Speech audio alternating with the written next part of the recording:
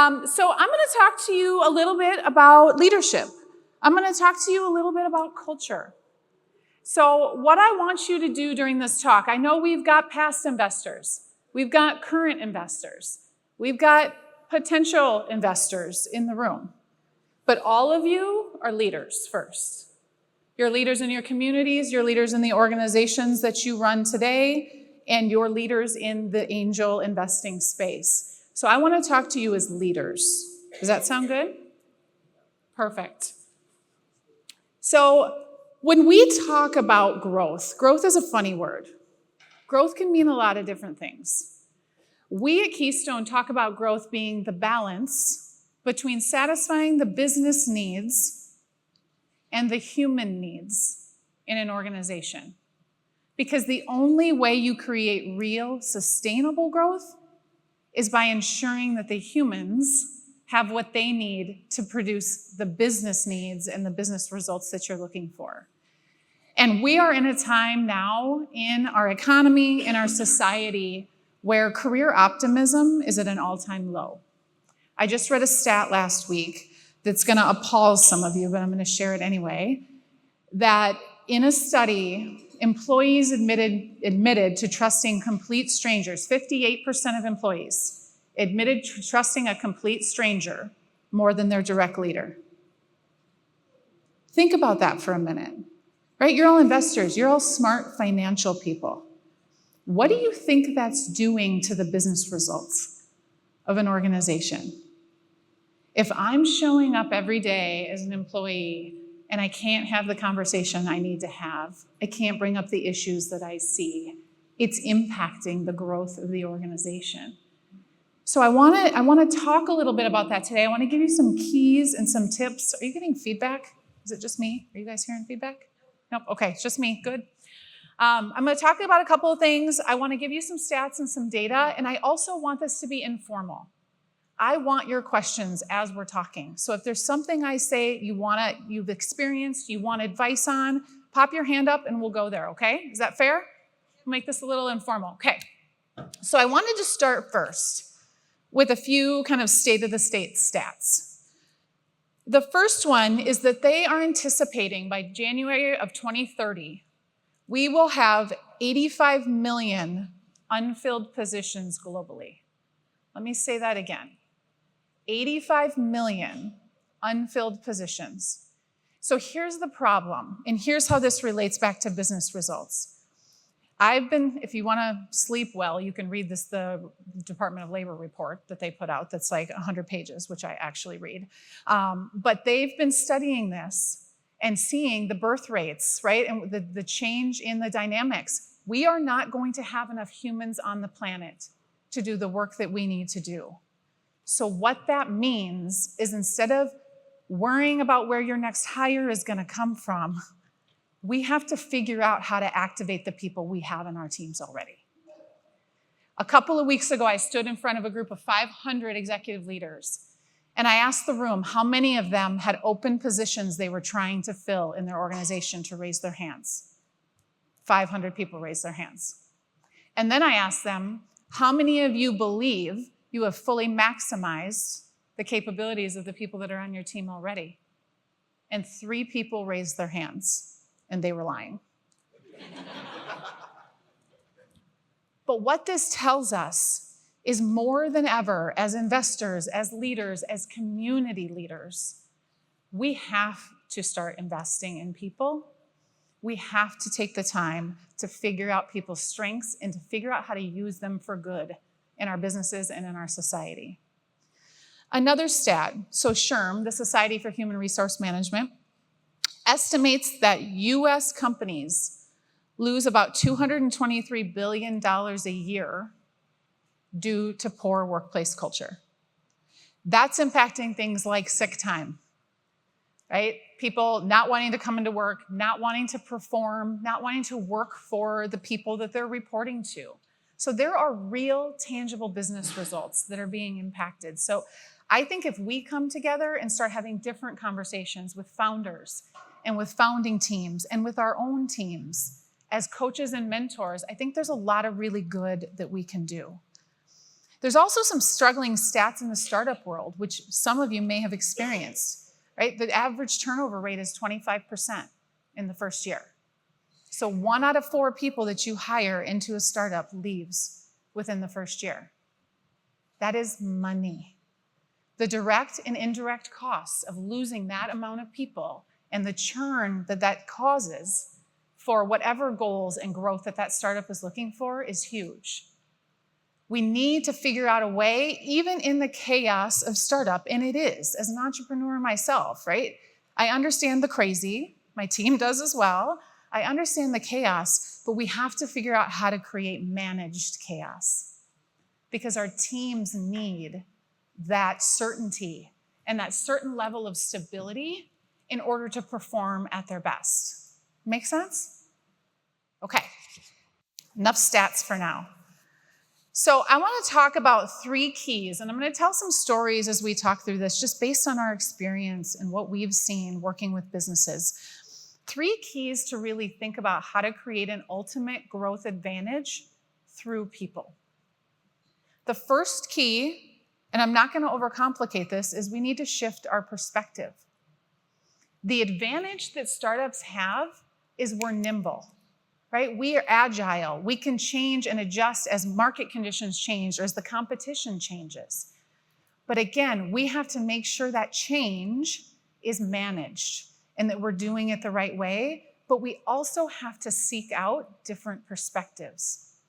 How many of you have been or have worked with an entrepreneur who thought they had it all figured out and they knew what they were doing? Oh, this man down here who's chuckling so hard he can barely sit in his seat. Are you the person or have you just worked with the person? We won't make you name names. It's okay. We all know. I mean, my family understands my crazy just enough, to love me for it, I think, most days. But as entrepreneurs, as startup founders, and as investors, we have to ensure we are putting ourselves in different rooms with different people that are helping our teams shift their perspective. And I want to give you a real-time example in the past couple years that we saw. Now, this is not a startup example, but you're going to understand why I'm sharing it when the story's over. So I want to talk about Lakeview Industries. Has anyone here heard of Lakeview Industries? One in the back? All right, awesome, sweet. Lakeview Industries is a 40-year-old family business located in a very unassuming industrial park in Chaska, Minnesota. They are a business that has grown steadily, slowly, but steadily over the years, just doing what they thought was right. And on a Friday in March of 2020, anybody remember what happened on a Friday in March of 2020? When Governor Walz declared the state, everything that was happening in the state was closing down. Lakeview is just like every other business in town, just like all of us. We had no idea how long, we had no idea what to do, we had never been in this situation before. So they sent everybody home on Friday, and the executive team committed to coming together that Saturday morning safely and figuring out what they were gonna do. They have 200 employees. Are we furloughing them? Are we keeping them? They had all the same decisions that a lot of us had that day. Well, Friday night, the president of the company was chatting in the yard with his neighbor, who was a doctor. And the doctor was telling him about these face shields that they were using in the hospital to keep their staff safe. Well, Lakeview just happens to do molded plastic, rubber, foam. So John, the president, took a look at this face shield and said, we have all of this stuff. This thing's ugly as hell, but we could probably make one of these. So he brought it in on Saturday morning to his executive team and plopped it on the table and said, could we do this with our machining today? I don't know. 36 hours later, they had a working prototype, and within 2 days, they had made 50,000 face shields. This was a slow and steady family business. They got a ton of press. They made a lot of money. In fact, they satisfied their 5-year capital budget just based on the money they made from face shields. So it was a huge win for the business. But here's what it also was a huge shift in perspective. Because on that day, Lakeview became a different company. They became a startup. They started thinking differently about who they were, what they were capable of, the impact that they could have. And you know what also started to happen? Is the people who were not in for that new journey started to stick out, including 4 members of the 6-member executive team who are no longer there. Lakeview has undergone the biggest transformation of any company I've ever seen that we've worked with, strictly because they saw something in themselves and their team and decided we're never going back to who we were before. That's the kind of team and the kind of transformation that is required in the startup world. But it's taken them 4 years. And I know as investors, you don't want to hear, right? Transformation takes 4 years. But it's taken them 4 years to get back to some semblance of we feel like we're stable now because there was so much change that needed to happen. But they would never want to be the company that they were before. So it is in our best interest. It is a requirement for all of us who are coaching and mentoring and leading others to ensure we are challenging their thinking, right? We are challenging their beliefs and the judgments and the things we think we can do and the things we can't do. Because that's where actual growth comes from, and that's how you create a team that will run through walls for an organization because they are tied and they want to be part of something that's bigger than themselves. So the first key is shift your perspective. The second key is look below the surface for strength. So imagine you're standing on a bridge, right? On the top of a bridge looking out. Everything looks great. As a founder and as an investor, it's really easy to get stuck in that view. Everything's fine. Look, I can see it. Everything that's in front of me. Where do you think the chaos is actually happening? Underneath. All of the strength and all of the chaos for that bridge is not something you can see unless you're willing to look at it from a different perspective. Every single gusset, every single bolt, everything underneath there is the culture that is holding up the results that everybody else sees on the surface level. It's how we think, it's how we act, it's how we interact as a team. All of that is underneath the surface. So I want to tell another story here. Do I have any Indianapolis Colts fans in the room? No, I usually don't. It's okay. I'm still going to tell a story about them. But it does seem appropriate. Do we have any Gopher fans in the room? Yes?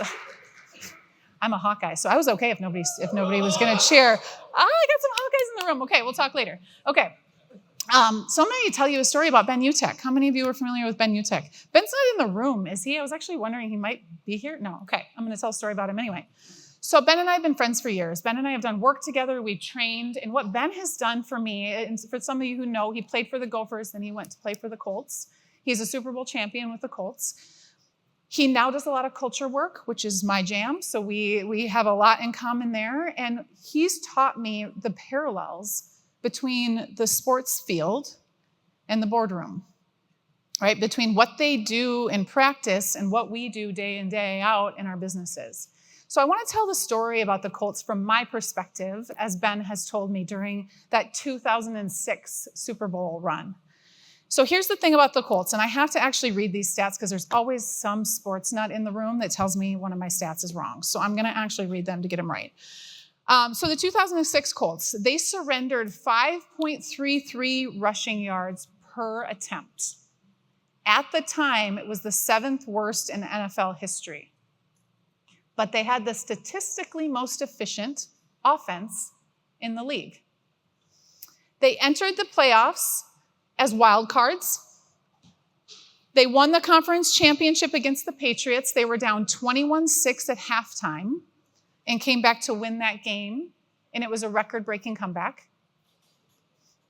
In the Super Bowl against the Bears, some of you might remember, the opening kickoff, The Bears returned for a 92-yard return to score in the opening kickoff of the game. And the Colts came back to win.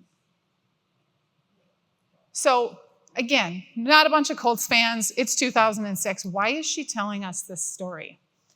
Because I want to ask you, why did a team that should never statistically have won the game, any games for that matter, how did they win a Super Bowl? What was it?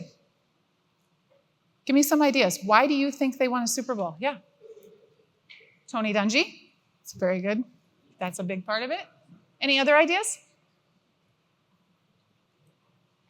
There's not one reason. And I'm going to talk about Tony Dungy and Peyton Manning in the era of the Colts, which books will be written on for a long time. It was a very unique leadership era for football.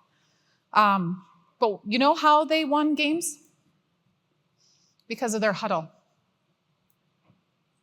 You know, the huddle, that thing that happens 60 to 70 times every football game. When we're grabbing another beer and another bag of chips during a TV timeout, they're going to where their strength is. Ben talks about his performance review. A huge part of it was how he acted in the huddle. They would videotape practice. They would videotape games and point out if he wasn't giving good eye contact to Peyton Manning, right? If the team wasn't performing the way they expected him to perform in the huddle. Because the huddle was their team's chance to come back together, to love, care, and respect for each other, and to make sure the next play was successful. And they got 60 to 70 times every game to come back together, to regroup, and decide what to do next. They knew what their strength came from. Their strength came from that team aspect and how they treated each other. And they knew every play might not be perfect. They might not do everything the way they're supposed to do, but if they come back to their strength every time, they were going to win games. And they get paid to win games. So my question for you, investors, founders, leaders, do you know where the strength of your team comes from? And are you willing to invest in it week in and week out to win? Does your team know how to win? Not on an annual basis and not in a Series D round and 17 years from now. Do they know how to win now? Because if you want the ultimate dream team, it comes down to every day, every week, and every month, and making sure their energy and their love and respect for each other is where it needs to be. We change that, I don't think any of us is going to have to worry about business results. I think the business results are going to be there if we invest in the people. The third key that I want to share with you is what we call creating a conscious leadership culture. I'm going to break this down for you. So there's two terms here, conscious leadership and conscious culture. So this is how we talk about the future of leadership. And that word future is important. I love seeing gold star here, guys. Like, I hope you're getting extra credit in class or whatever. I love seeing the generations in the room. How many of you are struggling a bit or know organizations that are struggling a bit with managing the demands of 4, in some organizations, 5 generations in the workplace? Anybody struggling with that besides me? Right.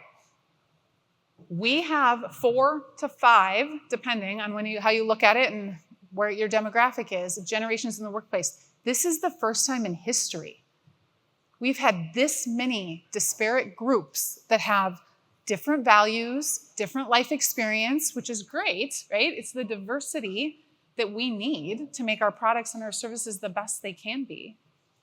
But it's also creating a lot of turmoil in organizations, because how do we create a benefits package, Kristen Nordling? How do we create a benefits package in HR that matches what somebody who's 70 and still working and somebody who's 17 and has their first job?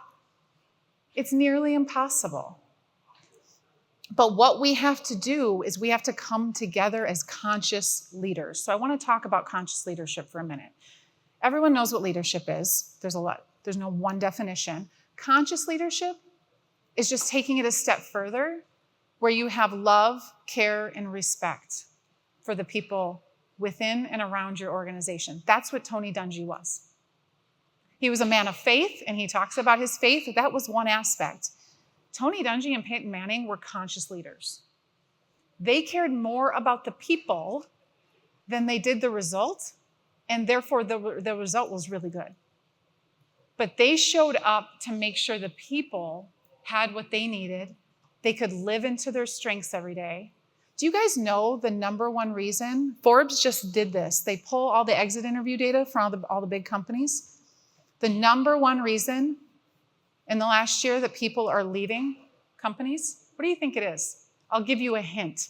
It's not salary and it's not benefits. 5 and 6 on the list. That was number 2. An ability to use my strengths every day. Seriously? We have people showing up and all they want is to feel valued and feel like they're doing what their God-given talents were meant for them to do.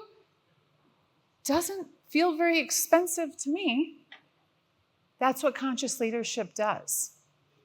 Statistically, employees give us 40% of what they're capable of. Think about that for a second.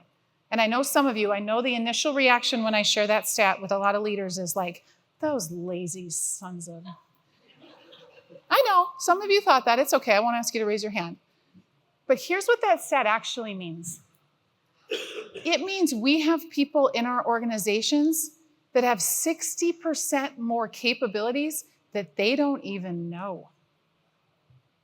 They are not showing up every day like, stick it to you guys. I'm just going to sit here.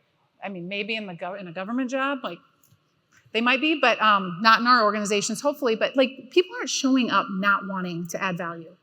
As humans, we are activated by achievement. It's naturally how we're programmed.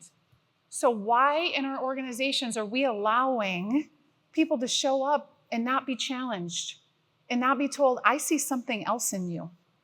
How many of you have had a coach or a mentor in your life that saw something in you before you saw it in yourself? How many of you? I really hope everybody. I hope if you sit and think about it, there's been somebody that said, you're capable of more. Maybe it's a parent, maybe it's a coach or a mentor. I had one of those people. I want to describe for you the first exposure I had to conscious leadership in my big corporate experience. So when I was first out of school, go Hawks, I got an IT degree. Don't tell anybody, please, because nobody actually knows anymore that I have an IT degree. But back in the day, IT was cool when I was graduating from college. And so I didn't really love IT. But I was like, I'm going to go get an IT degree because it's the new cool thing. This is where everybody's going, right?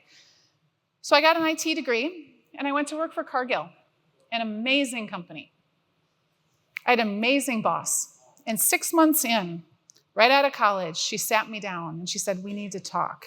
And I'm like, yeah, okay, let's have a talk. And she said, I don't know how to tell you this, but you're not an IT person. And no joke, my first reaction was, I know, right? Thank God somebody I've been carrying this burden. And then my 22-year-old brain caught up with my mouth. And I thought, oh, I've seen this on TV. Like this, I know what's happening here. I think I'm going to lose my job. Like I couldn't take the words back. And Jackie looked at me. And she said, but there are some strengths that I see in you that no one else on this team has. So she said, give me 6 months, and I'm going to get you into a role that utilizes your strengths because we need it, and I'll figure out something else, right, for the pieces that you're not good at. 22 years old.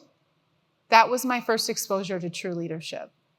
It's why I talk all over the country on stages and tell this story about her. She's still impacting me many, many years later. That's what conscious leadership is. What's the easy thing for Jackie to do? What would have made her life easier? Send me on my way. It would have been much easier to just go find somebody that had the skills that she needed. But instead, she chose to invest in me because she knew she had a stronger team if I was on that team in the right seat on the bus. That's what conscious leadership is. It can sound fluffy to some people, but when you look at the stats of culture, 77% of job seekers right now, especially this next generation, are researching the heck out of your culture before they decide if they're going to join. Talk to the HR people about the questions that are being asked in interviews that are blowing their minds of like, we don't even have a good answer to this. We should probably think about this.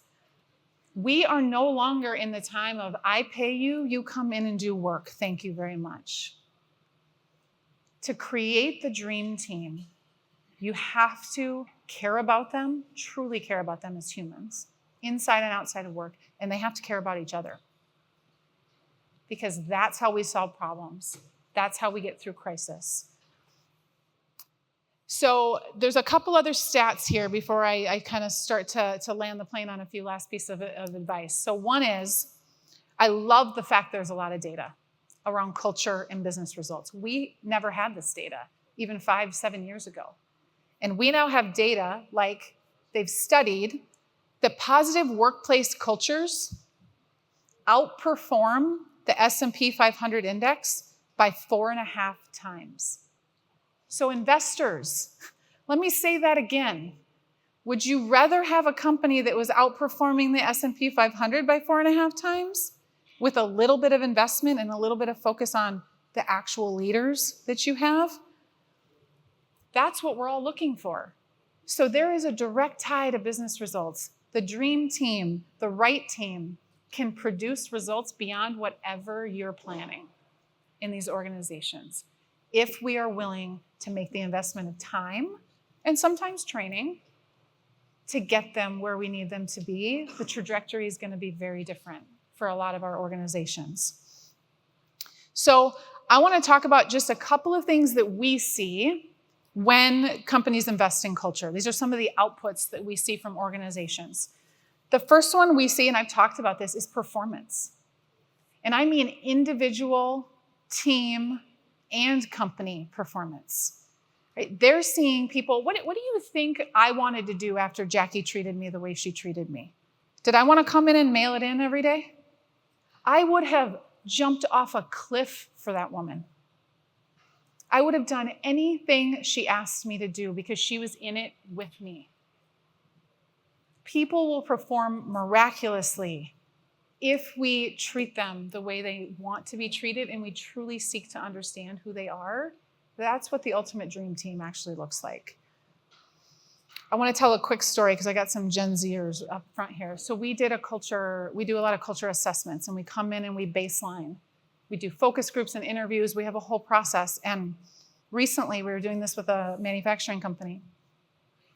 And we had a 26-year-old young man that pulled one of our facilitators aside and said, I don't know how to tell you this, but you've been asking all these questions about culture, and I just want to share an example. He said, when I started in this new role, there was this report that we had to produce for our team. It took 6 hours a week. And I was low man on the totem pole, so they gave it to me to do this work.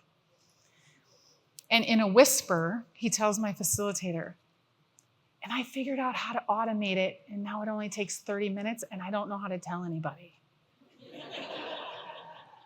And they were like, that's amazing. And he's like, but I can't tell my boss because you know what? He's going to say I'm not doing it right. There must be mistakes in it. There's no way that can be done in 30 minutes at the quality that we want it to be, right? That's our mindset as leaders, as old curmudgeon leaders like me that have been around the block too many times and have a healthy amount of, fear and negativity about what's possible. But here's what we should do with that young man in terms of dream team. We should take him and send him to every single department in our company and have him automate everything they're doing and make them smarter and more efficient too, right? Imagine how much fun he would have, and imagine the results on the business side if we did that. But how many companies would actually do that? We'd have a reason for why we couldn't do that. We need the resource over here. We don't have time to do that. When we put people in their strengths, they will perform well beyond our wildest dreams. As investors and as leaders, this is the future of business results, is catalyzing, getting people into where they need to be to create what they need to create. The second benefit we see is creativity and innovation. When we allow people the safe psychological place to bring up issues, to challenge what we're doing, we see more innovation faster. If I'm sitting for 6 months with an idea because I'm terrified of you and I don't want to talk to you about it, or I just know you're going to tell me it won't work, all of that innovation is being left unsaid in the organization. That's how we get through the chaos of startup. We need people's ideas. We need that to come out.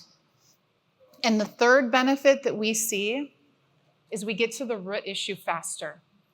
So we have a saying at Keystone with our clients to stop mowing dandelions. FYI, I actually own that URL. I own a lot of URLs, but I do own that one because someday I'm like, there's going to be something around this. Stop mowing dandelions. Think about that. After this rain and this weekend it gets sunny, you walk out into your yard and it's full of dandelions. How's that feel? Not great. Not great. What do we want to do? Go get my son to get the mower out and mow them all down. Because then I can sit on my deck and be like, feels good, green grass. Except for 3 days later, those dandelions are back and they've brought friends. I didn't solve the root issue. Most of our organizations, if we're not investing in the people, aren't actually solving the root issue. We're probably solving a lot of the same issues.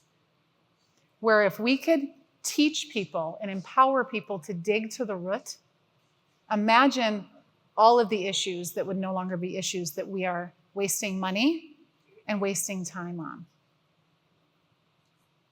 So I've preached a lot today, but what I want to leave you with is that the greatest competitive advantage of the future, I can promise you, is going to be your investment in leaders. It's going to be how much you're willing to invest in your founders. That means for all of you investors, taking time to make sure they are coached and they are mentored, because none of us came out of the womb knowing how to lead. Someone has taught us, and there are some ones that have taught us probably things we don't want to carry forward. And our founders are no different. They need that coaching. They need to be better leaders in order for the organization to achieve what they want to achieve. So that's my call to all of you, is be better coaches and mentors for them and expect them to be better leaders so that they can create the ultimate dream team for your organization. Thank you.